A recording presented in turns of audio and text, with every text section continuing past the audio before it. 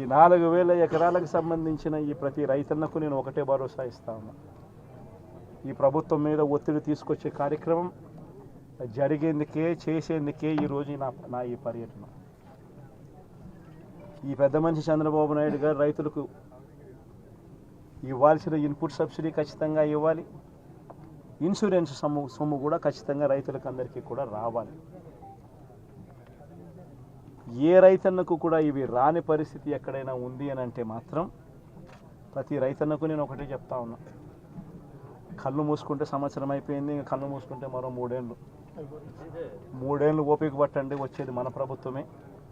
మన ప్రభుత్వం వచ్చిన ఒక నెలకే ప్రతి రైతన్న ముఖంలో సంతోషాన్ని చూసేటట్టుగా వాళ్ళకి రాని ఇన్సూరెన్స్ను ఇప్పిస్తా, ఇప్పుడున్న ఇన్పుట్ సబ్సిడీ ఇస్తాను. ఇవ్వడమే కాకుండా ప్రతి రైతన్నకు 2023లో ఏ రకంగా ప్రతి రైతన్నకు 50,000 రూపాయలు మళ్ళీ ఇచ్చినట్టుగా ఆ డబ్బు కూడా మళ్ళీ ఇచ్చే కార్యక్రమం కూడా ఖచ్చితంగా రైతన్నకు. ఇది ప్రతి రైతన్నకు నేను భరోసా ఇచ్చి నేను ఈ విషయం చెప్తా ఉన్నా. వైఎస్ఆర్సీపీ పార్టీ తరఫున నష్టపోయిన రైతన్నలకు కూడా ఖచ్చితంగా పార్టీ అంతో ఇంతో, అధికారంలో మనం లేము, ప్రతిపక్షంలో మనం ఉన్నాం, అంతో ఇంతో చేసే కార్యక్రమం మాత్రం ఖచ్చితంగా చేసే కార్యక్రమం ఖచ్చితంగా చేస్తాం.